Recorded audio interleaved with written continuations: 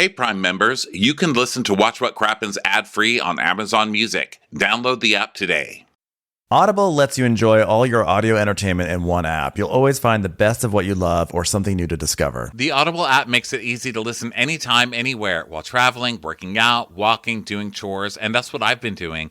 I have been listening to the book 12 Rules for Life because, listen, I am a huge self-help person, and this one has been great, and I could just listen to it on my morning walk every morning. And so now I'm walking and I'm learning. That's a great use of it. So try Audible free for 30 days. Visit audible.com/crappens or text crappens to 500-500. That's audible.com/crappens or text crappens to 500-500.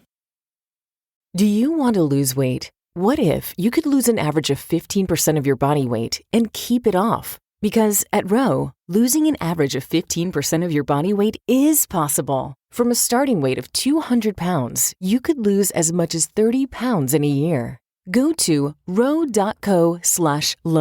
Complete a free online visit and connect with a U.S. licensed healthcare professional from RHOA. If your BMI is 30 or higher and treatment is right for you, your RHOA provider will prescribe medication FDA approved specifically for weight loss. Medication that, with diet and exercise, could reduce your body weight by an average of 15% over 12 months. Medication that is paired with lifestyle coaching so that weight comes off and stays off. Go to rho.co/lower.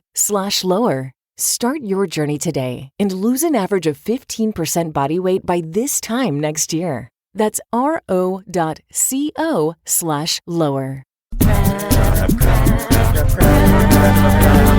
Watch what crappens. Who cares what happens when there's so much that crappens? Watch what crappens. Who cares what happens when there's so much that crappens?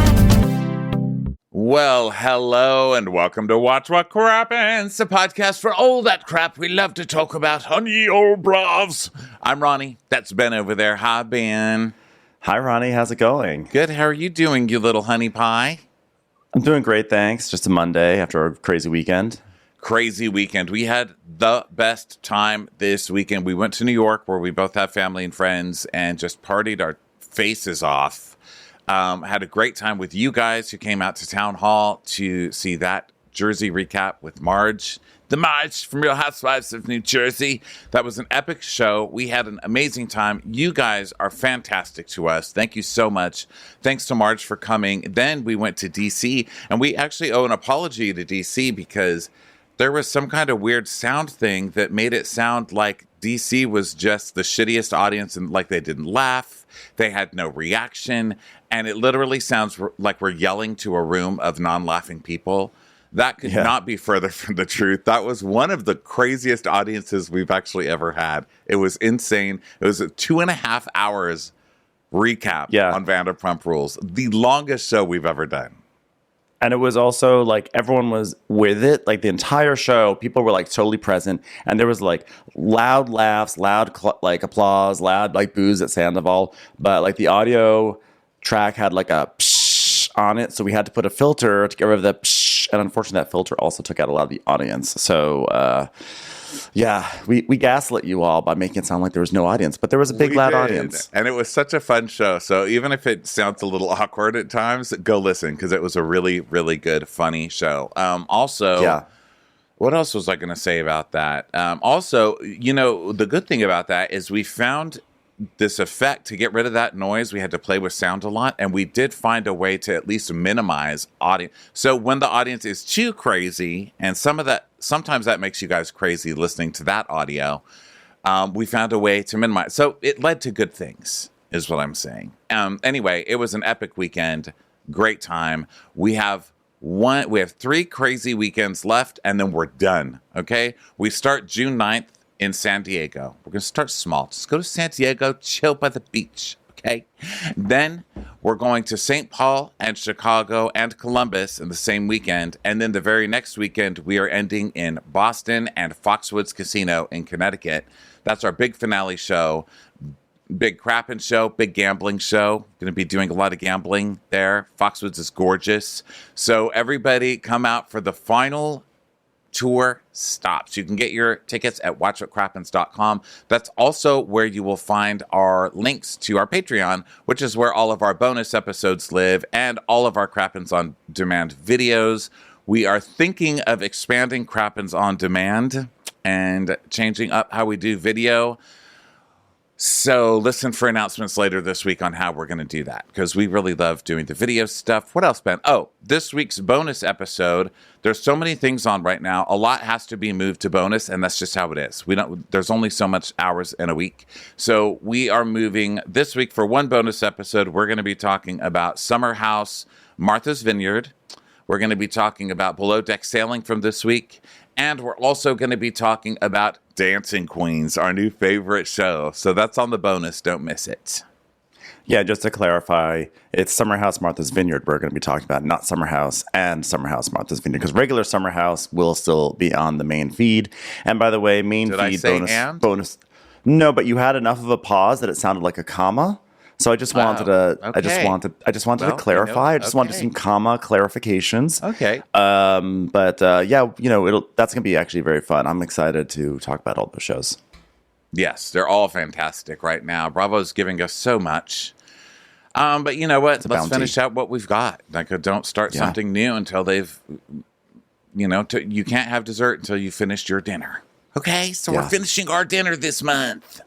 So today is, speaking of finishing your dinner, actually, I don't think anyone finished their dinner. But there will be new dinners to finish over at Blaze Restaurant on Real Housewives of Atlanta. An elevated steakhouse. Wow, that scene actually cracked me up. That was my favorite scene of the episode, but we're going to get to that. Okay, well, thanks for leaving us hanging. We're at Real Housewives of Atlanta. We have just left off at the Great Depression party, which I don't know how anybody ever thinks these things are going to work out well. The Gatsby-themed party, whatever. Well, they didn't call it the Gatsby this time, though, did they? No, this was Harlem Nights party. So sort Harlem of like Nights little party, Eddie Murphy kind of throwback. There was actually like a reference Same to era, Della better Reese movie. getting her toe getting blown off last week, which I appreciated. Oh, my God. That was my introduction to Della Reese. It was her getting her toe shot off in that movie. Well, yeah, so sorry for calling it Gatsby. That was tacky of me. So same era, better film. So that's good. Harlem Nights. So Kenya is fighting with Martell. Or she's about to fight with Martell, I should say. She's actually not doing it just yet. But she is talking about the fact that Martell slid into her DMs, and she's telling Sheree this. And she says it was at least 6 months ago. And Kenya was like, well, it was before you, and I don't want you hearing it from anybody else. And I don't want you to think I'm being untruthful. And if it was something about any guy I'm dealing with, I want you to tell me. Well, how would they be hearing it from somebody else if you hadn't been telling everybody else, Kenya, first of all? Kenya's gotten so smooth with her whole, like, I'm not starting anything, that I've actually started to believe it. No, ma'am, you are over here. Now, listen, everybody already knows shit about Martell. It's all over the internet. It's like not new that he's a pig, first of all. But still, Kenya waits until the first full cast party to bring this info up to embarrass Sheree. Yeah. It's very typical Kenya. Yeah. So meanwhile, Candy and Courtney are still sort of like their fight is sort of having its denouement, which is basically Candy yelling at Courtney, "You bitch, you bitch." So they're being separated. You bitch, and some guy goes, "What happened?" And Candy's like trying to explain it, and she goes, "This bitch keeps doing this." And like pounding her head in my face. And she's like doing a crazy head bop. And then we cut back to Martell, who Sheree's called over now. So Martell's like, what are they telling you? And she's like, so they pulled me to the side and they told me that you are dating someone else in Atlanta. And he goes, well, every time I'm in Atlanta with you. So that other girl's getting the short end of the stick. And I was like, that's definitely how to deal with this. Like maybe I am, but I'm still treating you better than I am her, baby. I mean, the other girl's getting the short end of the stick. I mean, Martell, have some confidence in what you're working with down there. Maybe it's the long end of the stick. Come on now. So Sheree is like, one of Candy's minions has some tea on Martell. But what else would they be doing if they weren't talking about me? They thought they would ruffle my feathers, but we're wearing feathers tonight. That's right. Feather burn. We're not ruffling feathers. We're wearing feathers. Ruffles have ridges. Feathers do not have ridges. I love Ruffles. Wasn't that her thing last year, Lay's? She's just going to move on to a new chip every year. Wasn't her thing last year like, you know what I love? Lay's. Like out of nowhere, Sheree started loving Lay's and talking about Lay's for 10 minutes. Maybe we can have like a John Pringle crossover episode. Like, because we never really found out what happened to John Pringle midway through Southern Charms. He just like wanders in like, hey, I'm John Pringle. I hear there's an open bar here at this Harlem Nights party. I love a Pringle. Love a Pringle. Who's that man over there wearing a will work for beer sign? Is that a Pringle over there? Bring him over here. So, basically Martell's like, listen, we're not going to worry about whoever you guys are talking about, okay? That's non-existent. And Moneta's saying, oh, really? Non-existent? Okay, so that's what you're sticking with. And he goes, yeah, I'm not going to say now, she was never an issue. This was never a person. There was never even a person. Yeah, exactly. He's just sort of denying it and like about this girlfriend. And so then Sonia. Fucking A, Ben. Sonia. I'm turned around. Sonia is checking in on Kandi, and Marlo is still doing that thing. Marlo is still like, all she's done this entire episode is just stand by the craps table and be like, She's just like doing the most obvious side eye listening in thing. It's like she's like in a silent film, and they're like, okay, Marlo, you have to listen in on someone, and since we can't talk, you have to really sell it. So she's like very obviously eavesdropping. Well, Marlo's also doing that second season thing where after you've had a really rough first season, where you come back and you try to pretend that you've been therapized. I mean, we've seen it on so many housewives. The most notable, I think, was Leanne Locken when she came back and she's like, Dong, I got a bail now because I'm a person who likes Bada. Dong. And you always know that he's playing this role. It's not going to last. Yeah. You always know you've changed when you start to tell people that you're a good person. That's when you know you're a good person because you've said it. Yeah. Moneta also, it looks like Moneta's going to add more to this season, but she's not really. She's moving people in and out like she's a secretary. She's like going up to the fights and introing people in and out of the fights. Like that last one with Martell, she's like, oh, okay, so you're clarifying you were never with this person. Okay, you're going to stick with that. Okay, you need to say less now. Okay, hold on. Let's go ahead and bring other people in. We're ready now. You can come on in. Bring your bottled water with you. That's okay. She's like running a focus group of anger, of arguments. So Marlo, meanwhile, she's watching Kandi and Courtney, and she's like, these bitches are like J-Lo and Mariah. I don't know her. Who is she? What's her name? And then her earring falls off. She's like, well, my earring doesn't know me. That's sad. I'm a good person, earring. Bitch earring.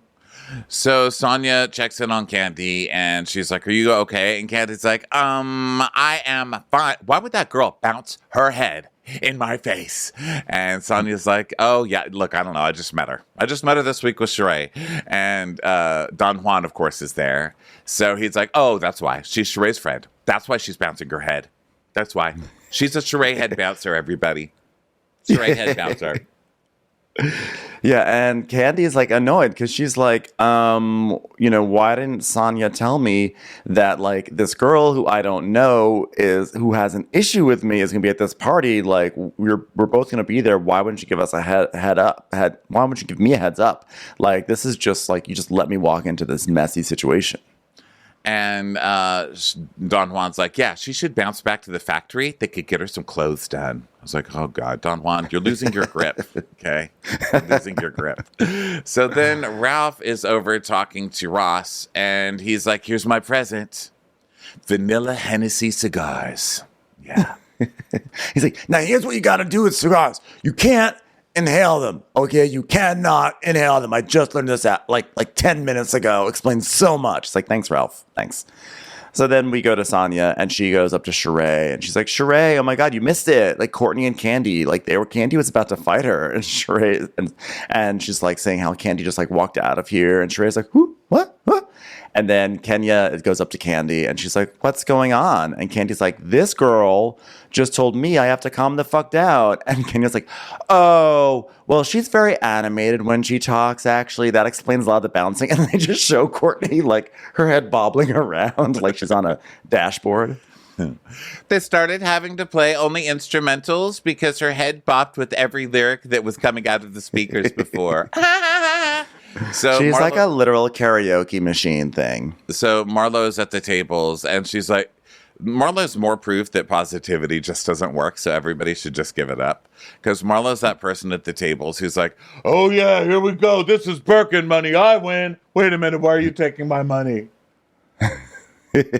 I know. She's like, yeah, I'm winning. How am I what? What's going on? And then she does how am I the only one at this party behaving? I'm like appalled. Therapy works. I'm telling you, seek it. And then you can become a very good person because you just said you're a very good person. You're not supposed to take therapy at the beginning of your housewives journey, okay? That's for when it's all done. Okay, ask Lisa Rinna in the bouncy room, okay, or wherever the hell she is now. Okay, you wait until you're done, Marlo. So then Sheree goes to the group of girls, and Kenya's like, well, my girl's not happy right now, Sheree, because you brought a girl that bounced her head to lyrics. And Sheree's like, what happened? Did they play the Mambo number 5? It's a lot of head bouncing. It's a lot of head bouncing in that song. It's also a comprehensive list of all the people that Martell has DM'd lately. Martell's already submitted a list of ladies he's DM'd that I no longer care about. So, original name of the song was actually Martell number 5. So, it doesn't really make sense, but just sounded funny. So then Sheree's like, oh, so what happened? And Kenya's like, well, I don't want to relive this. So Sonia interrupts. She's like, I changed my outfit to change the vibe. And they're like, whoa, yay, Sonia. Sonia's just so excited that she has different looks and that she has like non-Party City things up on the walls for this party. She's so excited. She does. This is like the first party she's thrown her kids that's not at a park. You know what I mean? Yeah. It's like my mom. When we transitioned from the park to the bowling alley, my mom acted like she was, living in Downton Abbey. That is such a true natural arc of child's birthday parties. Like when you get old enough to go to the bowling alley. Was it your aunt's bowling alley? Put a coaster down. Don't forget to put a coaster under that Coca-Cola, please. This is a bowling alley. You know what? Bowling alleys are great venues for birthday parties. I know this is not shocking since it's like a thing that everyone does at some point in your life. But I feel like as we're adults, like when I throw a birthday party, I haven't thrown a birthday party in a few years. But it's always like, what's a cool bar? Like, where can we go? What's a cool scene? You know what? Fuck it. This year I'm going to do it at a bowling alley. Why not? Well, bowling alleys used to be, and real bowling alleys are still the best. But now they have these newfangled bowling alleys that they're like, it's a hipster place. Yeah. With bowling, and then it's like $1 zillion to bowl. That's not great. But there's still there's still real bowling alleys out there. Yeah, it was my grandparents, my family business, the bowling alley. So we all grew up working there and stuff. My mother thinks, and she might be right, that she came up with the idea of Midnight Bowl. I don't know. Moonlight Bowl, I love it. Where they turn off the lights and everything's painted in black lights, and then there's like disco lights. I've actually never been to an official Moonlight Bowl, but I have gone to like you said, like the hipster, bowling alleys, like Lucky Strike, where everything is dark and it's like cocktails, you know, which is fine. But I want like old school bowling alley where they're playing like Duran Duran or like Wham or something like that, and nothing really works. Yeah, you know, and the bowling balls have names on them that you don't understand. Like I remember once picking up a bowling ball that said Ruth, and I just loved it. I was like, Ruth. Yeah, because they just keep those old bowling balls in circulation. Because if you sand off the names, then you're going to change the shape of the ball. So they have to keep the names in there. So Ruth, there's a lot of Ruths. Ruth? Yeah, I mean, I hope whoever's got the good old Ramona is very proud of it. Because my grandmother, I still have my grandmother's bowling trophy. I'm holding it up to the camera right now. Oh, you got that right there. Yeah, ready to go. My grandma's little bowling trophy. I keep it for good luck. Okay, so anyway, everybody, so they're now talking about the aftermath of this fight, right? So Kenya's like, Sheree, no one's happy you brought this girl. And Candy doesn't want to relive it. And Sheree's like, well, okay, here's what happened. The girls pulled me to the side to tell me about Martell dating someone in Atlanta. And Candy's like, well, you said you'd want to know. And she goes, well, I do want to know, but I don't want to just know the gossip. I want the receipts of it. I need the receipt. So Sonia's like, you know what? I'm out of this because this is my husband's birthday party and I'm above this. So even though I've kind of started all of this on purpose, and no one would say I didn't have a storyline in a Party City this year, I'm now leaving. Bye-bye. Yeah, she's like, tonight's supposed to be about Ross, so I'm not going to be part of this. I'm like, you know what? It's not about Ross, because if we're about Ross, it wouldn't be on TV. If we're about Ross, you would literally have a different party that's not on TV, not on your TV show. You're on your TV show. This is about you on your show. This is an excuse. I declare it. And you know that Ross is pissed that they just spent $100,000 on a party. He's like, excuse me, do you know how many cars that is to park? Or whatever. Yeah. What's his business in Austin? The concierge business? He's like a valet or something. Yeah. He just, he has like a valet service. Yeah, he owns a or something company, like that. But he's just, he would have been happy just to go to Top Golf, right? Like, he did not need any of this. So Candy is like, so Sheree, not that it matters, but how did you feel about Martell sliding up in Kenya's DMs? Candy just being like, just deeply messy. And Sheree's like, well, he tried to DM you, right? And Candy's like, yeah, he did, and she didn't accept it. Yes. So basically, Sheree's like, listen, she's trying to say that you sent her a message and erased the message. And then Martell goes, who's saying that? You, Kenya? Can you talk? Can you talk by yourself? Why is everyone else talking for Kenya? So he comes up already starting to mess with some women. Now, I know that they started it by bringing up the DMs, but this is not how you do it. And I'm Team Kenya on this the entire time. What a jackass this guy is. So Kenya's like, well, you're pretty aggressive, Martell. I'm afraid of you, Martell. Which is when Kenya's just been waiting for this, and now she's going to use this against you. And for someone who's obviously studied this show to get on it, like to actually go try and date multiple people to get on this show, you should know better than to bait Kenya like this, because you're just going to look like an idiot. He fell into like the most obvious trap. Totally. Like it was like a giant piece of cheese on a novelty-sized mousetrap, and he still went for it. Yes. So he's like, well, I guess if someone's accusing you of something, like you can defend yourself. I think that's the way it's supposed to go. And she's like, I'm not accusing you of anything. And he's like, well, so go in the messages right now. Like, I bet she's accepted everyone's message. And that's like the most offensive thing you could say to a Real Housewife, that you'd be thirsty enough to accept all the messages in your request folder. Yeah. So he's basically calling her whore, I guess. Like, yeah, go ahead and look. You'll see that she's accepted everyone's. Yeah, that's a real DM acceptor over there. Slut. I think, like, at best, he's accusing her of being thirsty, and at worst, he's accusing her of being a whore. So either way, she does not like that. Even worse, if she, like, you're saying that she would accept everyone's DMs but yours. She never accepted yours. So he's also putting himself down. This guy's just not very bright. Yeah, that's true. It's like she's accepting every single person, but she even, like, the line that she draws is with Martell. So yeah. It's time for a commercial. It's time for a crap. From Wondery comes a new series, Flipping the Bird, Elon versus Twitter. A story about what happens when the richest man on the planet decides to acquire a powerful social media company in the name of free speech. But does he have what it takes? It started off promising. Or is this all just about Elon?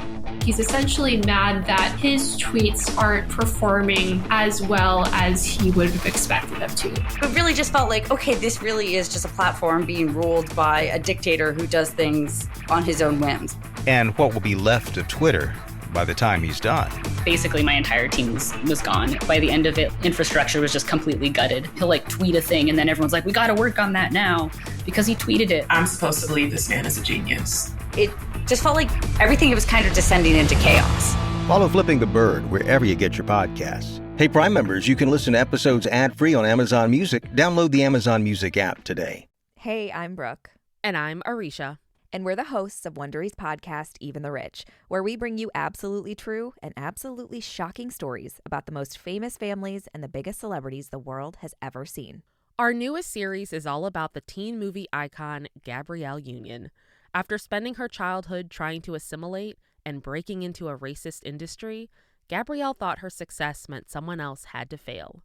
But when she's faced with hard choices beyond her control, she realizes that the only way to find real success is to come together and build community. In our series, Gabrielle Union, Bigger, Badder, Better, we'll tell you how she shook off her need for perfection, found her true self, and created the life she always wanted. Follow Even the Rich wherever you get your podcasts. You can listen ad-free on Amazon Music or the Wondery app. Commercial. So Kenya's like, he just insulted me. He said I accepted everyone's message. I don't accept everyone's message. How could he say that about me? Are you denying that you slid in there? Are you denying? And he's like, yeah, I am denying it. So then he's like, gives her even more ammo on this stupid ass fight. Yeah, he's like, yeah, I'm denying it. I don't know you. So Candy's like, oh, okay, cool. He denied it. Pull it up. Monieta's like, coming, ma'am. It's coming right away. And so Martell pulls out his phone and he goes, oh, you know what? I did DM you. My bad. 2 years ago. Oh, that was 2 years ago. So you said it was 6 months ago, but it was 2 years ago. So now you're a lying whore. Lying whore. Lying whore over here. Yeah. And by the way, Kenya said at least 6 months ago, which I had even forgotten about because Martell said you said 6 months ago. So I believe that that's what Kenya had said. But even in my notes at the top of the show, I had written what she had said, which was at least 6 months ago. And then, of course, it's clarified later. So anyway, in 2020, he wrote, I appreciate the kind words when you were live with so-and-so. So that's what this is all about. No. He was saying, I'm sorry, I didn't mean to say, you didn't say it wrong. I didn't take it like that. But he said, why are you so aggressive? I know, right? I'm like already caught up in this. I'm scared. Yeah. So it says, I appreciate the quote unquote kind words when you were on live talking about me. So in other words, he was coming at her in 2020, making a joke, but also coming at her for coming at him for how he was behaving on his show. So he was already trying to start fights with Kenya back in 2020. So this is funnier because he's not trying to get in, try and fuck Kenya. He's trying to start some fight with Kenya, which I think is even funnier, because that's so reality. Exactly. First. And she recognizes that. And she's like, I'm a way bigger star than this guy is. And he is going to try to start something with me so that way he can bring his star up because he's fighting with me, Kenya Moore. So I'm just not even going to accept this because it's stupid. Right. Like I'm not fighting with someone from Love and Marriage Whoville. Are you fucking kidding me? Fuck this guy. Whoville. So Candy's like, well, Martell's showing his version of the DM means nothing to me. I mean, he could have easily deleted the other part that she told us about. Like, I saw her DM. She had not touched it at all. And then we see the flashback from last week where we see that she actively hits accept. Like that she had never even had responded or done anything up until that very moment on camera. So she's like, well, whenever it was, you still did it. And he goes, well, I don't care if I tried to fuck you 2 years ago. Why are you talking about that? That was 2 years ago. Who cares? And she's like, why am I talking about it? Excuse me. And then Sheree does her, oh, no, no, no, no, no, no, no, no, no, no, no,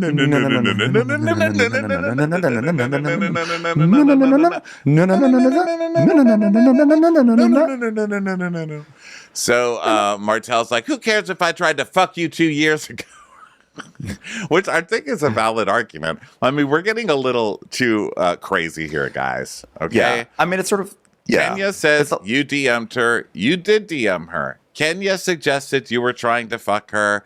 Okay, that wasn't the best thing. But now you're acting so defensive about it. Why don't you just say, I did DM her. She talked shit about me. And I was just saying, what's up? Why is that so hard? Why does it have to be this big argument? Yeah, but he just keeps on giving her ammunition. And, you just can't. Kenya's too good at this, And so he's like, so what if I, whatever if I tried to fuck you? I don't care if I was trying to fuck you 2 years ago. And she goes, did you just cuss at me? Did you cuss at me? What did you say to this queen standing in front of you? And he's trying to walk off, but she, of course, chases him down because she got a fuck out of him. So now she can be like, you said that to a queen standing in front of you? You did it to your ex-wife and you're going to do it to Sheree, too. I was like, wow, Kenya's already using her 5th episode ammunition. Because, normally Kenya will let a garden grow. She will plant something in the beginning, wait for it to start, coming to harvest in the fall, and then she'll serve that up as a delicious dish in the wintertime when things are getting cold. A ratatouille of shade and anger. So Martell, so she's like, yeah, you did it to your wife, you're gonna do it to Sheree. And he said, but you said it was 6 months ago and it wasn't. And she goes, that's the truth. Once a cheater, always a cheater, you motherfucking piece of shit. I was like, there's the trailer moment. So she's saying, Sheree, that's the same type of man you've dealt with before. He's just like Bob. And then we see a clip of a scene with Bob in the car. Do you remember this? This was so horrible. Oh, of course I do. And Kenya's sitting in the back seat. And Bob goes, oh, come on. Have I ever choked you? And she goes, you have. And Bob's like, could you still breathe? And Kenya's like, that's not funny, Bob. And he goes, well, maybe I didn't choke you hard enough. I mean, ugh. Yeah, it was Jesus. bad. That was terrible, rough. terrible moment.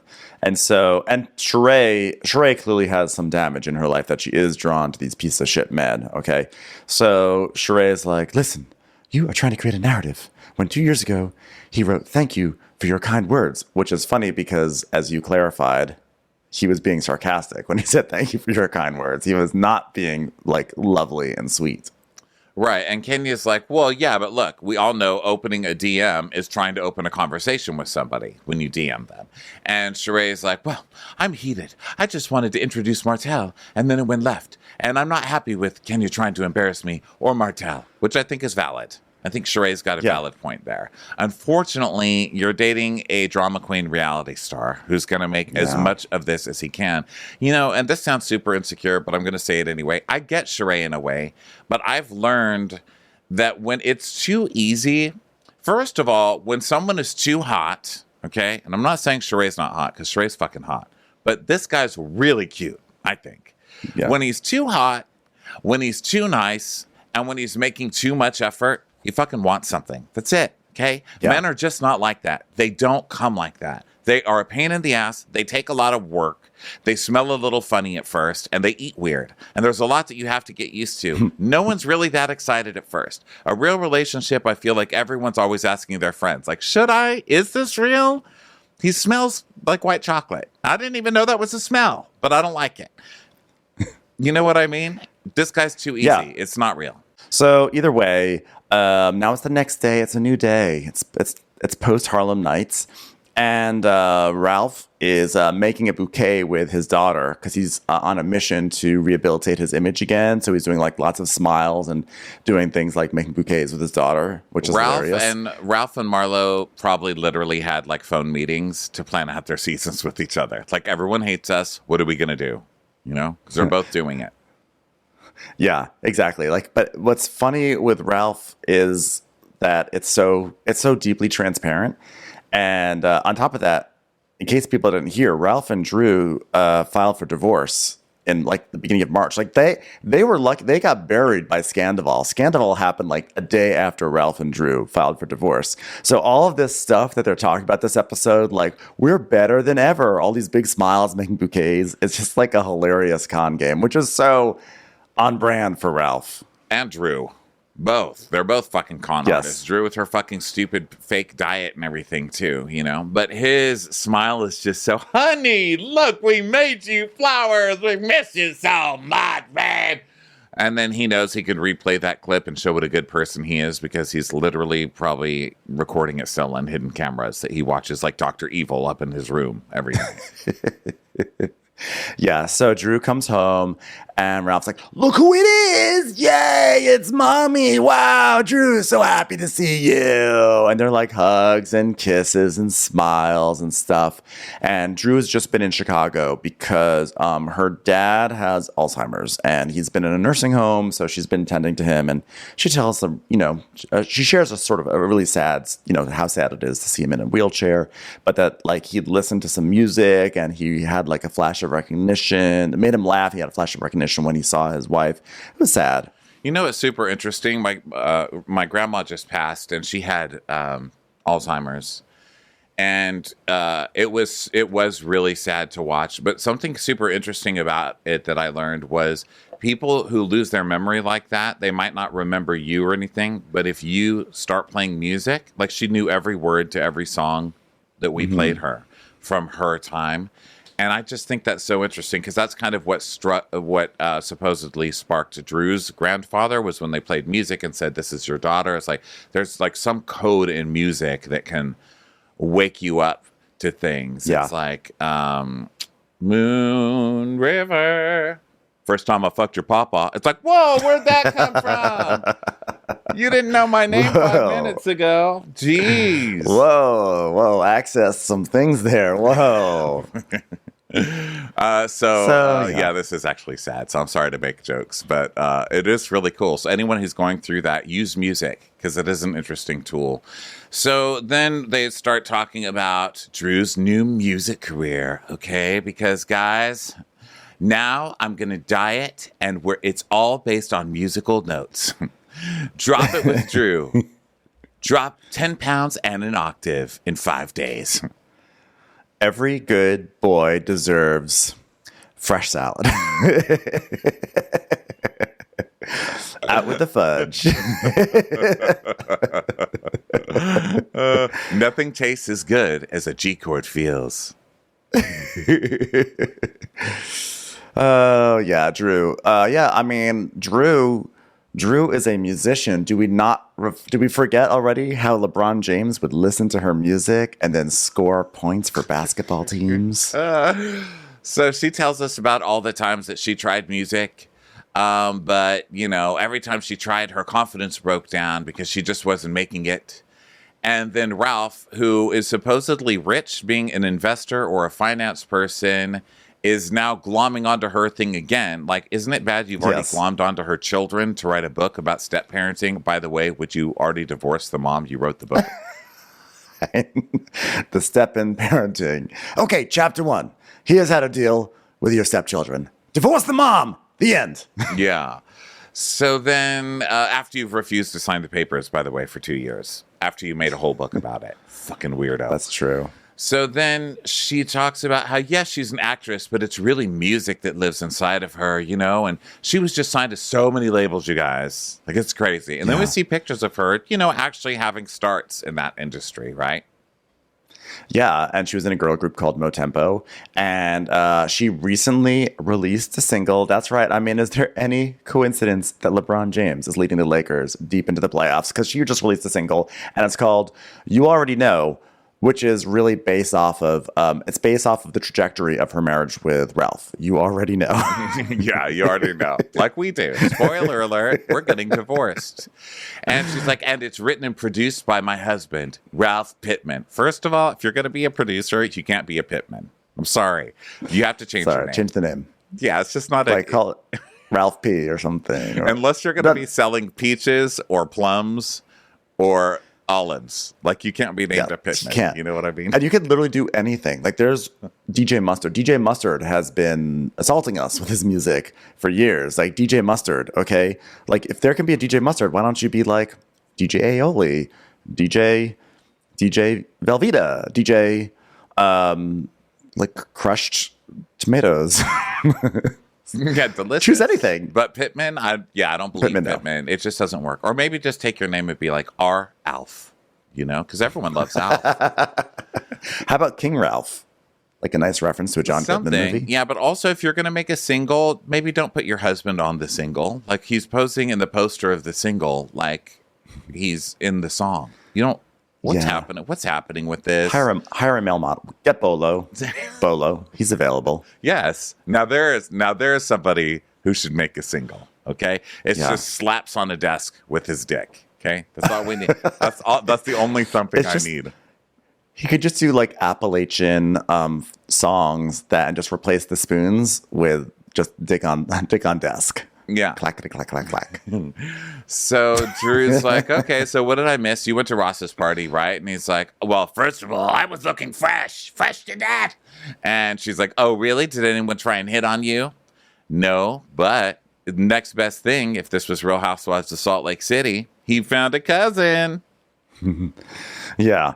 He and that cousin is on a healing journey. Yeah, Ralph realized that Courtney is his cousin, and Courtney, all of a sudden we get a Courtney interview, and she's like, "My dad's sister is Ralph's grand aunt." It's like, okay, calm down. And she's like, her head's like bouncing all over the screen. Yeah, and Drew said, "Oh my God, your cousin was the one that got in that fight with Candy. Figures must run in the blood. Those Fitmans, they're crazy.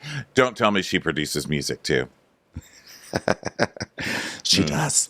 So then we go to Sonia at a restaurant with Candy, and they're like talking, and they're talking about how they want to do more stuff with kids because they actually went to Disney together.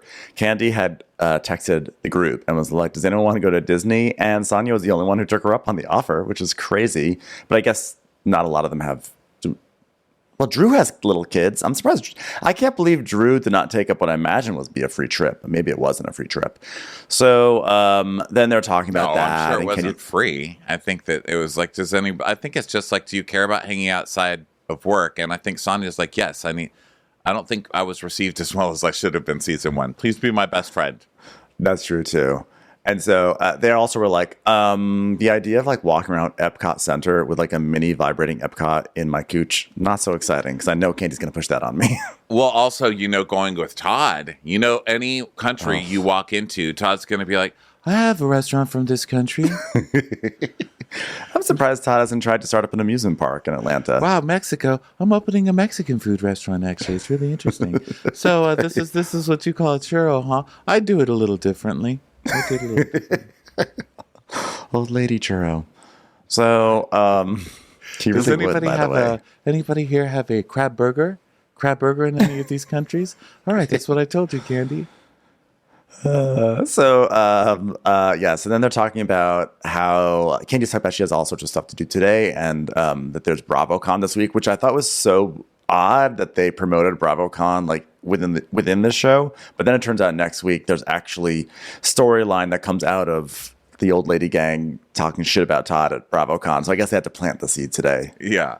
So Sonya is going through, Candy goes through her storyline, I'm busy. And then Sonya goes through her storyline, but there's so many people living in my house. So they both do that.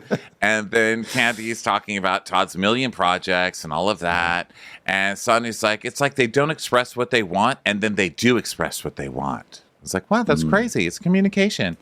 So then they move over to the party, and Candy's like, so this girl starts looking like some fucking bobblehead with me.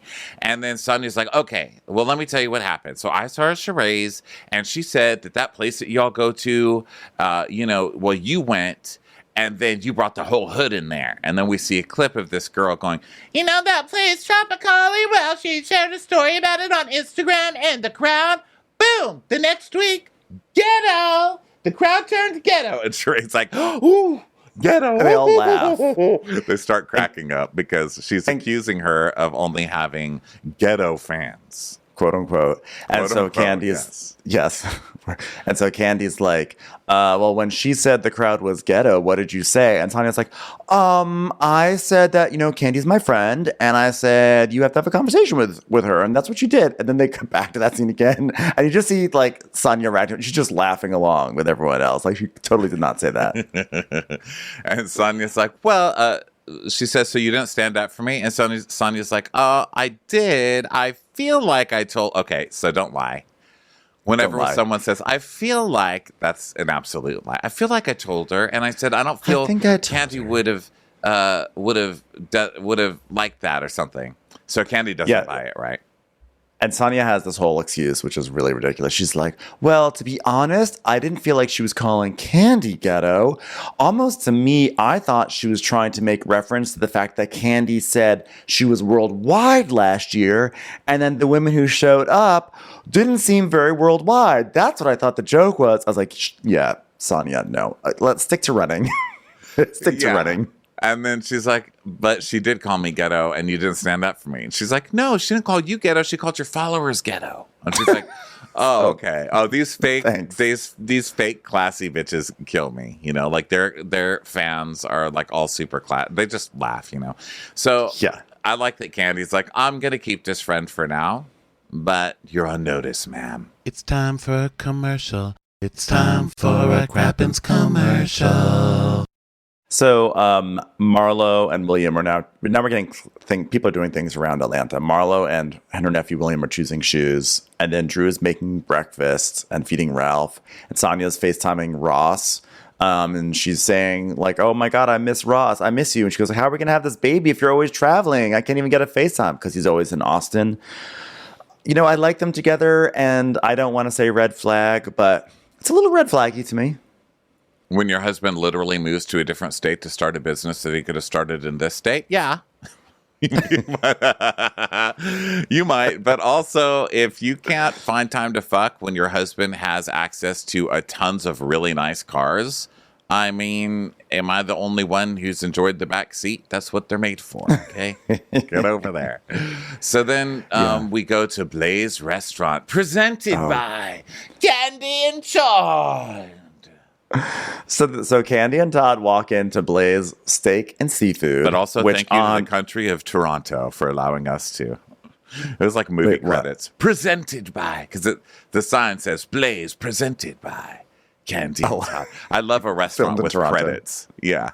we'd like to thank the city of Toronto. In association with Paramount Pictures, in a world where there's no steakhouses in this side of town.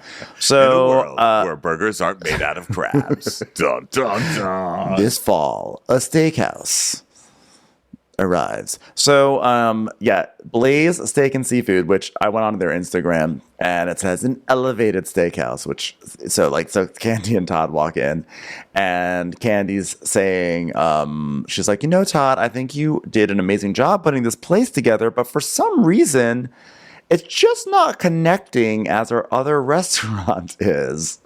I'm like, is it your 2.5 stars on Yelp? Maybe that's the disconnect. Yeah, I wonder what it is. So she's like, it's the side of town, because the side of town it's on is more of an urban side. And when we first opened, that was more of a hot area. But then the pandemic, fucked everything up. Which makes sense. And so then comes in Philip, which is nice to know that he's actually a real manager for them and not just someone on Candy's spinoff show. Yeah, he's a real manager, and because he was on Candy and the Gang. Yeah, because didn't he seem like an actor on that show? He's so gorgeous. He did. He's like, we are going to have a fight now.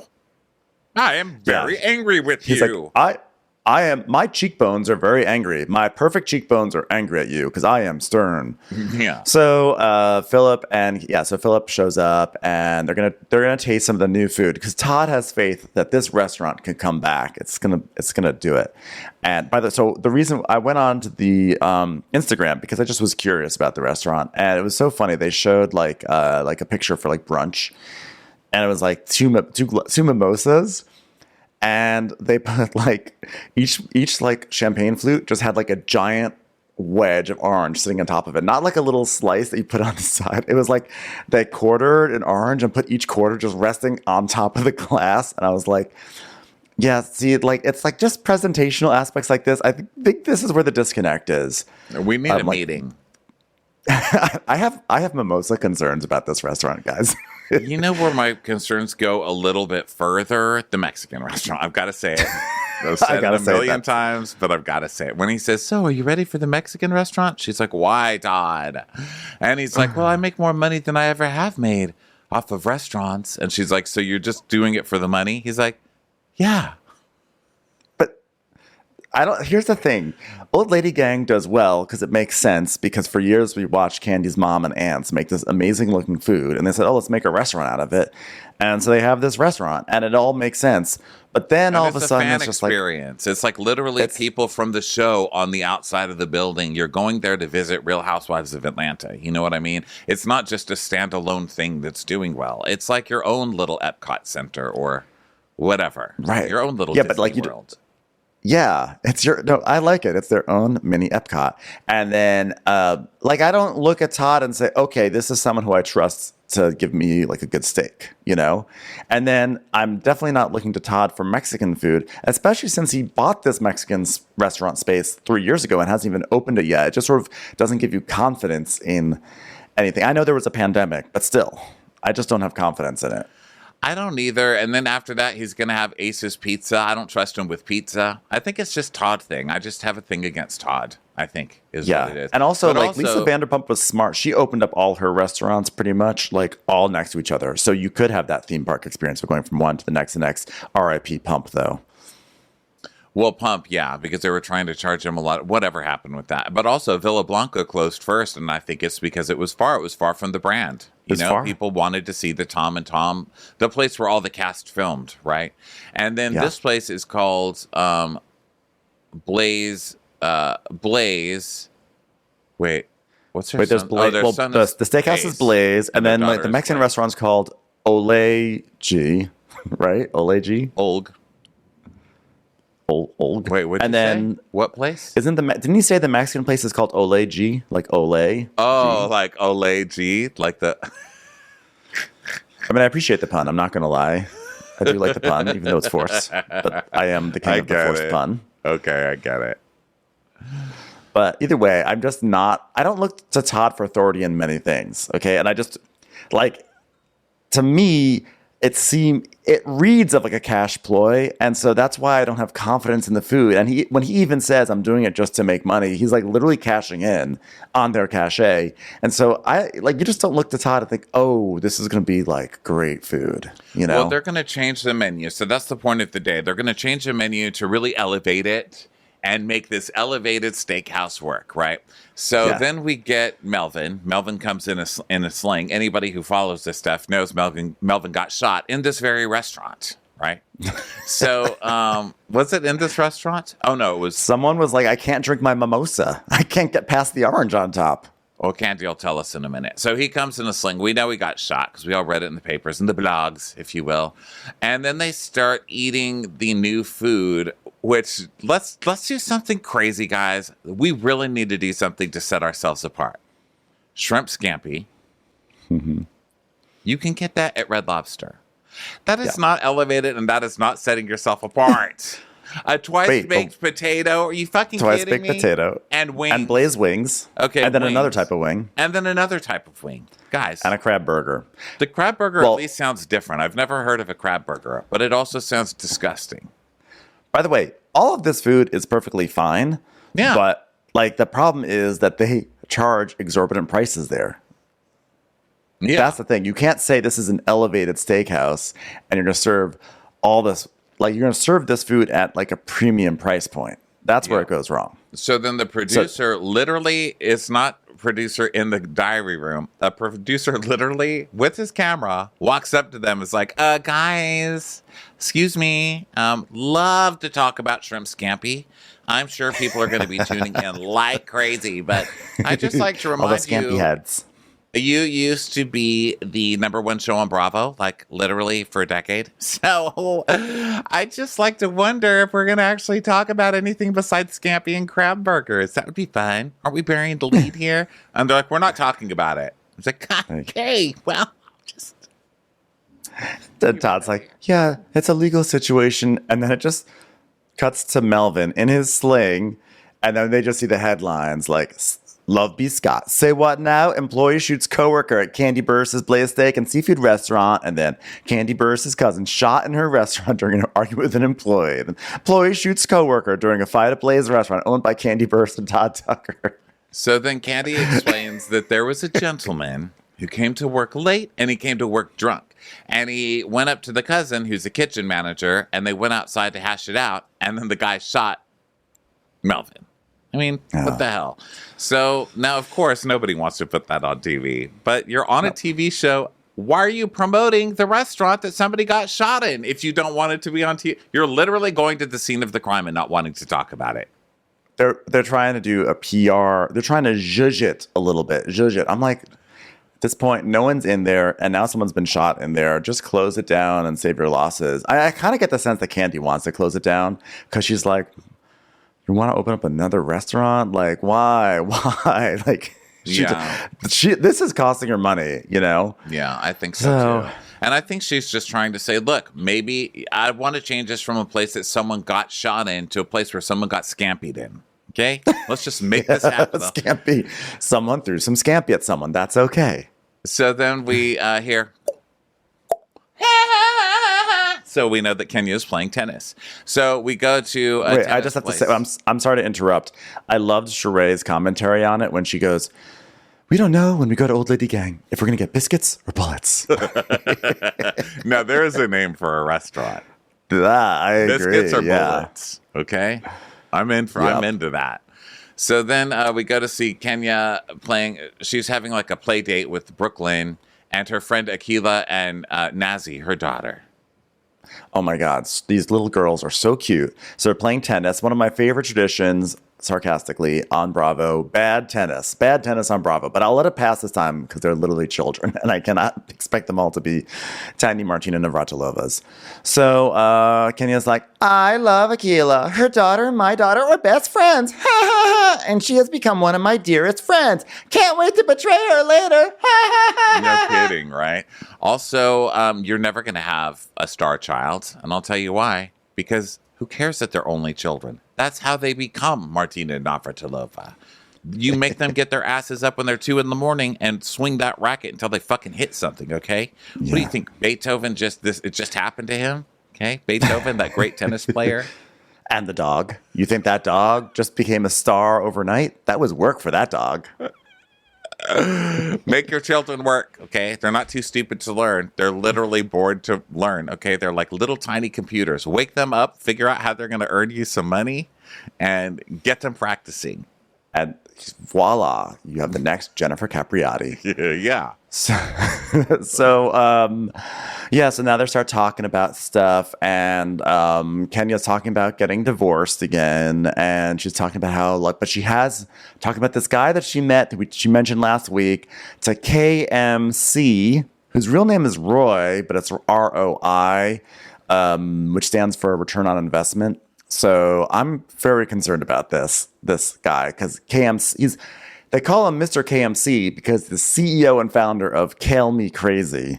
So again, I would just like to say, I don't know, I have a bad feeling about this. Kale Me Crazy? Are you fucking kidding me with that? Oh my God. So Akilah is like, well, that's great if he ends up being your guy, but there's so many guys, okay? I'll line them up for you. And Kenya's like, are you going to take me to some football games? I mean, no offense, but too late, okay? You don't need a football player. You need a football owner, a football team owner, okay? It's not player time. Yeah. Well, I don't know. She could be Mrs. Kale Me Crazy. Could you imagine living with somebody called Kale Me Crazy? I cannot. I would not be able to. I would not. I would literally. I have a difficult time with this entire thing. Next time I'm about to get a boner, I'm going to say Kale Me Crazy and see if it instantly kills it, because I will bet you money that it will. You know how sometimes you get the morning boner and it's like, oh my God, it's embarrassing. If someone's there, you're like, oh God, I've got the morning boner now. Now to get up and walk to the kitchen, Kill me crazy, and it's gone. It's just fucking dead.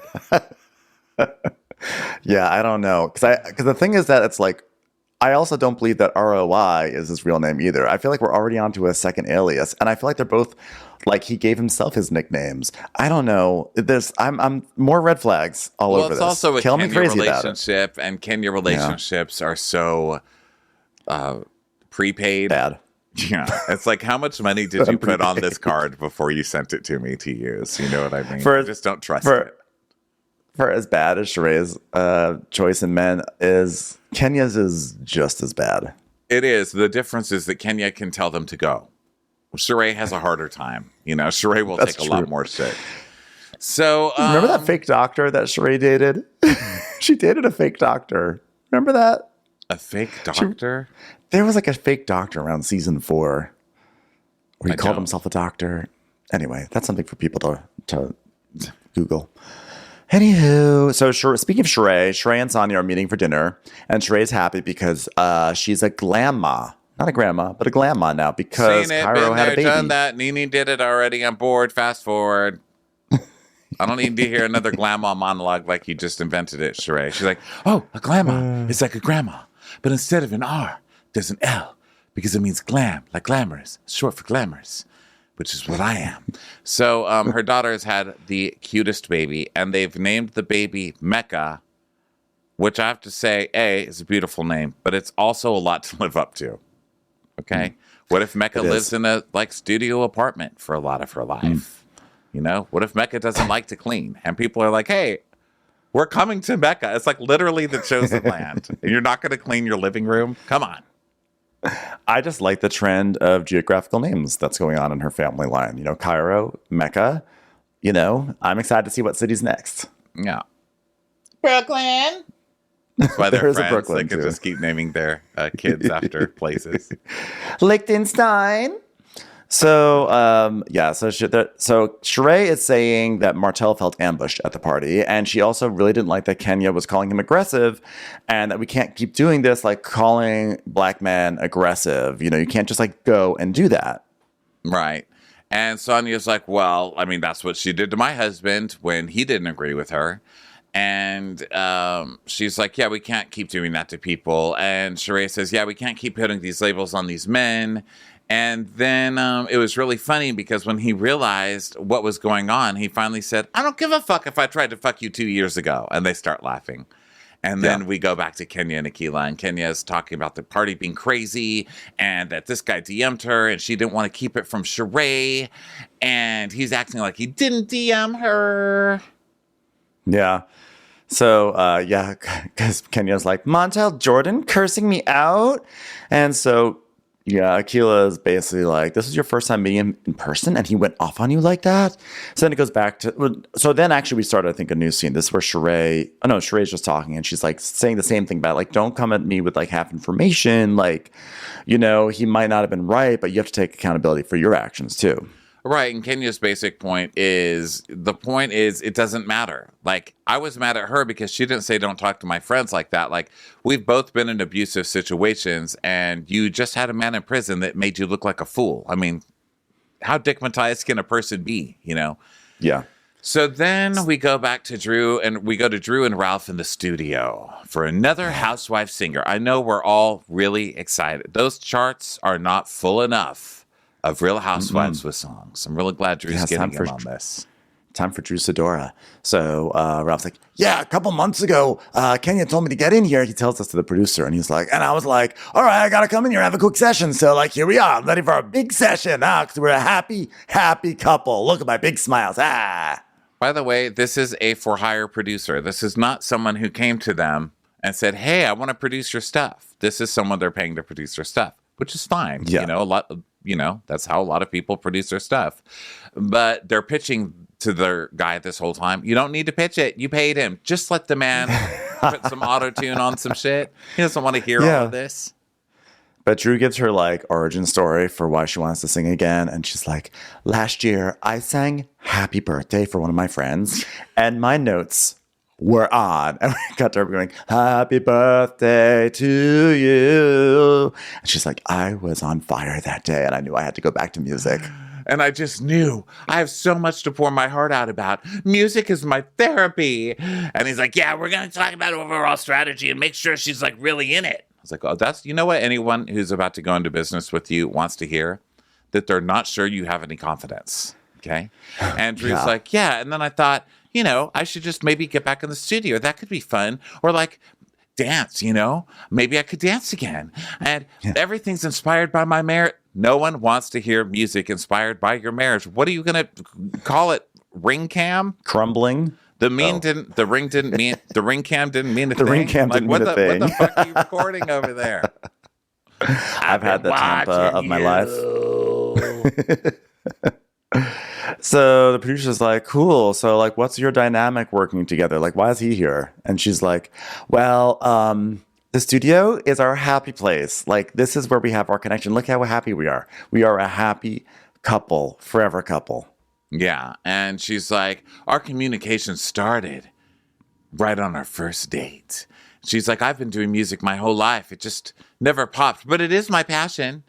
And Jay's like, okay, I'd love to work with you. Did you write the check or what? Like, how long is this going to take? This costs money. This time that we're just talking costs money. Yeah. So Ralph's like, I want to get you a sense of what Drew sounds like. So here, listen to some music. So like playing the music, and Drew is like, I'm just having like a full circle moment, like putting out this music together. Like, I just hope that the two of us can take it to the top. I'm like, you're a real Sonny and Cher, and look how that worked out for them. And then we do find out what their music is about, which cracked me up. Well, first of all, he starts playing the piano for an acoustic version, right? And then Bravo adds in a tss, which killed me. Like, Bravo even knows this sucks, right? So Jay goes, yeah, you should just do that acoustic version. It sounds good. And Ralph goes, oh, you know what we should do an acoustic version of, babe? Tiny Desk. Tiny Desk. They like lose their mind saying Tiny Desk. Their song, that song that's taken over the country, Tiny desk. It's like a big desk, but it's tiny. I wanted to write a letter, but I wrote a Postnet instead. It's like, what the fuck? No one wants to hear a song about a tiny damn desk. Yeah, we'll be sure to keep an eye out for you guys appearing on Tiny Desk. I'm sure it'll be right after Jasmine Sullivan. Desk. Tiny Desk! Ralph literally has an aneurysm saying Tiny Desk. So now we go to the She by Sheree warehouse, and there's 273 orders that have to go out today. There's 2 ladies who are working to pack things up, and Sheree's inspecting. She's like, "These look wrinkled. Oh my gosh, we're sending out stuff like this? What? You gotta steam this stuff." And they're like, "That's an extra charge." She's like, No, never mind. It's supposed to be wrinkled. Tell them it's supposed. Charge them an extra $10 for the wrinkling. Tell them I hand wrinkled this myself for that. Hand wrinkled. Also, I love that she's acting like she's in the Foxconn factory of She by Sheree clothes. It's like a ship station. It's like where Shannon Bedore records those. Well, my business, real for real is real. We couldn't do it without Ship Station. She's acting like she had to hire Frances McDormand around Christmas time to work in there. It's like, you're not an Amazon fulfillment center, Sheree. So she tells us that she got so much love after her fashion launch, so much support that the website crashed. And I lost a lot of money. I'm just going to say it was money. And then everyone in their mama had something to say. And then they cut to the Kempire complaining. He's like, and then I went and I tried the website again, and it was still down. I fucking love that guy. Kempire. Kempire is just here to report every fucking time. He's got like a down reporter on She by Sheree. Emergency podcast, emergency. It's me, Kempire. It's down again. It's down. I just got a 405 error. So, which is more sales than she's had. Yeah. So shout out to that guy. If anyone is a YouTube person, he's great. Yeah. So, and also on Twitter. So then Kenya comes over and she's like, wow, like we're in the house of She by Sheree. Ah! So are you doing the quality control? You're just looking, which felt shady. For some reason, I'd detected shade. I couldn't quite put my finger on it. But also Sheree, because Sheree's such a fucking liar too. Because Sheree goes, oh no, everything I do by myself. You've literally got 2 women standing here doing it for you. Yeah. Like at least throw a sheet over them and try to hide them. You didn't even know steaming was an option. So Kenya is like, oh, this is cute. This is like the Dallas Cowboy star, which I also felt like was shady. It's like, nice, unoriginal logo you have, Sheree. And Sheree's like, yes, almost. We're just at a game. And Kenya's like, so much fun. You know, I just did this huge commercial for DirecTV with Teresa and Kyle. And we shot in LA for the Dallas Cowboys. And so Dak Prescott was there. And I was like, who's that quarterback? I came and sat on set and I was like, oh my. So basically, in summary, I did a national commercial that ran for 3 months straight on the highest rated shows on TV. And you're making sweatshirts. Yeah. And it just was with the football team that you stole your logo from. So how are you doing? So Sheree asked about Kale for cock or whatever that guy's name is. Kale Mariah Carey. Yeah. What's his name? Kale me crazy. Kill me crazy. And Kenya's like, oh my God, there is so much chemistry. Kale goes with so many things. So, speaking of relationships, you're being claimed apparently because you were claimed by Martell at the party. And she's like, listen, we're just dating. We're just dating. And she goes, well, so you have a lot in common, huh? And Sheree's like, well, he's a Capricorn. Oh, that's so weird because I normally get along with Capricorn, so that's weird to me.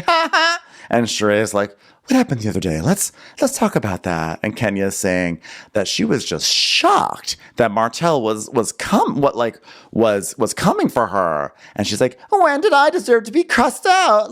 I'm waiting for that part.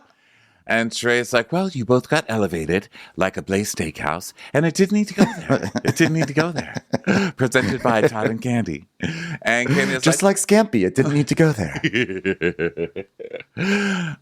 Kenya's like, well, what happened is he DM'd me, and then I'm not going to accept it because I remember watching a show, and I didn't like how things went down with his wife. And Sheree's like, well, I thought you'd get along with him. But, look, he feels like people are ambushing him because you ambushed him, basically. Because you did. Yeah. You took his first moment on the show to make a very dramatic storyline about already cheating on me. Take it away, Kenya. Yes. She's like, well, I don't know him, and I don't want to get to know him, and that's it, huh? And so Sheree's like, we have talked so many times, and not once did you ever say to me, by the way, Sheree, this happened. She's like, oh, well, I didn't really think about it until I saw you two together. And I asked, like, is this a thing? So Sheree totally has busted Kenya on that one. Yeah, she's such a fucking liar. My God. So then Sheree's like, well, then Sheree comes out with her own lie. And she's like, well, I had already seen the message because he showed me that DM and you said 6 months. You said 6 months. She goes, I said it was at least 6 months ago. And we see her saying that. And then Sheree's like, yeah, well, when I met Martell, we just got into this place. We were so close. We told each other everything. And he told me he once DM'd Kenya. And so that's why I was like, low key, like, ooh. Like, what did he say? Because I knew it wasn't flirtatious. I knew there was nothing to it. I was like, I guarantee that did not come up. The single DM from 2020. Nope. That did not come up. No way. So, because she would have asked Kenya about it. She would have asked Kenya to make sure that this guy wasn't going for Kenya. So they're both lying at each other. And Kenya's like, was it so offensive to him that he felt he had to curse and disrespect me? Sheree's like, well, I think you'd like him if you know. And she's like, the man was so disrespectful to me. And Sheree's like, but you were too. And Kenya's like, but you can't do that, Sheree. You can't do that. Bros before hoes. And Sheree goes, wouldn't it be hoes before bros? No, we're the bros in this case, Sheree. Keep up. Right. We're the bros. I'm very confused. Do the bros have the star logo? That's the Cowboys. Cowbros? Okay. Cowbros, is that what we're calling them now? So Sheree's like, she should be apologizing, and she's just mad she got caught. So she can attack him, but now she says she's being attacked, and that's not how it works. Okay, you're right. Kenya did come at Martell in the first episode because she already hated him and had this preloaded to embarrass you. You're correct. However, Martell also acted like a crazy, abusive asshole and a monster to women, and he can't fucking act like that either. So I say both incorrect. Congratulations, you're all wrong. So then Kenya's like, well, what offended me? She's like, I get a lot of DMs. And then he said, I bet you answer all of them? Ha! No, that's crazy. He's basically saying I'm a whore. And Sheree goes, I didn't hear that. And then we see a clip of Sheree very clearly hearing that and then laughing. And then Kenya's like, he's trying to say I'm a hoe. And she goes, oh my God, Kenya. I like when Sheree gets, she gets so gutturally laughing that she's like, oh, Kenya. It's funny because they're like fighting, but they're also laughing at the same time. They're determined to stay friends for the season, but it's really hard. Yeah, so Sheree is like, she's like, there's no way I would have that reaction if someone said, I bet you check all your DMs. I'd be like, they wish I did. And she's like, it wouldn't trigger me at all. Nothing at all. Like, you're trying to make something out of nothing. It never went anywhere. Nothing happened anyway. And she goes, you can hold him accountable for how he acted towards me. A man should never act that way towards a woman, whether he's angry or not, ever. It's unacceptable. So it's okay for you to get in his face? And she's like, well, if I'm defending myself against something I started, yes. And she's like, so when he's defending himself, it's not okay to speak. And she's like, yes, he can speak, but he can't speak abusively. Like, what aren't you getting? Yeah. And Sheree's like, okay, Kenya first said Ross was aggressive because he defended Sonya, and now Martell defends himself, and you call him a piece of shit? What is your issue with calling black men aggressive? Are they public enemy number one because you don't have one? So then Kenya starts boom. It's a big boom. Yeah. Because that is kind of that's like one of Kenya's insecurities. Like, it comes up in a second. She's often been like, you guys all have men. I'm the only one who doesn't have a man. And so she clearly has like a trigger point about not having a man with her in these situations that kind of like makes her, I think, unsettled. So she's like, you need to look at your past and what you've allowed. When Bob was saying that shit in the car, like, you've still not learned. There's a sign. There's like a sign when men talk to women that way. It's a sign that they're not good. Like, they'll go further, And she's like, there's never a scenario where it's okay for a man to speak to a woman like that. And listen, that's a really dark place to take it, to like prior abuse. But I think she's allowed to do that because she has gone through it, and Sheree went through it on the show. And not to mention, she's totally correct, I think, about that. I think she's correct too, actually. I think they both have had there's some obviously something in their upbringing or whatever has caused them to be drawn to these guys in some way. And I'm not putting like the blame on them, but it's like one of those dynamics that happen. And I think Kenya's kind of like, they both understand the situation, right? And so it is dark, but it's true, I feel like. So but Sheree is sort of saying, like, you have to stop labeling these black men and black women. And Kenya's like, Sheree, don't turn this around on me. I was like standing up for myself, and everyone else out here with a man, and like everyone else is out here with a man. And like, here we go. I'm out here by myself, and a man is talking crazy to me. And she's like, Kenya, what do you need? She's just like, what do you need to get past this? And she goes, we're just going to have to agree to disagree, which I don't think has ever happened in Kenya's life. So that'll be, or Sheree's. This will come back. Yeah. Yeah. So this will come back. Yeah. Now we're going to have Sheree, Marlo, and now this Courtney chick, if Courtney stays on, versus Kenya. So it should be pretty fun. It was good. It was good. I have to say, so far, I am feeling good about the season so far. Next week's preview looked really good, and I mean, I don't know if I would go so far to be like, oh, Martell he's going to be an abuser, but he definitely looks like he's going to be disrespectful to Sheree. So I feel like red flags. Kenya's using one word abuser to kind of umbrella all kinds of abuse, which may not be the fairest, because there's emotional abuse, there's physical abuse, which is obviously worse. But I think that if a man shows you that kind of disrespect, if a man is willing to like fuck you and all that stuff in public, yelling at a woman, it's not a good sign with how they're going to be in private in general. Nope, but I guess we'll have all season to make further judgment calls. Yes, we sure will. So thank you to everybody for being here today. This is also a Crappens On Demand video. We're going to have a bunch of those coming up. So if you would prefer to watch this instead of listening to it, come to Patreon and check out the different tiers there. We sure love you guys. We'll see you next time. Bye. Watch What Crappens would like to thank its premium sponsors. Ain't no thing like Allison King. Ashley Savoni, she don't take no baloney. Dana C. Dana Do. She's not just a Sheila, she's a Daniela. Itchels. Aaron McNicholas, she don't miss no trickolas. Jamie, she has no last namey. Hava Nagila Weber. Sipped some scotch with Jessica Trotch. She's always supplying, it's Kelly Ryan. Kristen the Piston Anderson. You're never alone with Lacey Monteleone. Let's give a kisserino to Lisa Lino. Megan Berg, you can't have a burger without the Berg. The Bay Area Betches. Betches. And our super premium sponsors. Somebody get us 10 cc's of Betsy MD. We're taking the gold with Brenda Silva. Let's get real with Caitlin O'Neill.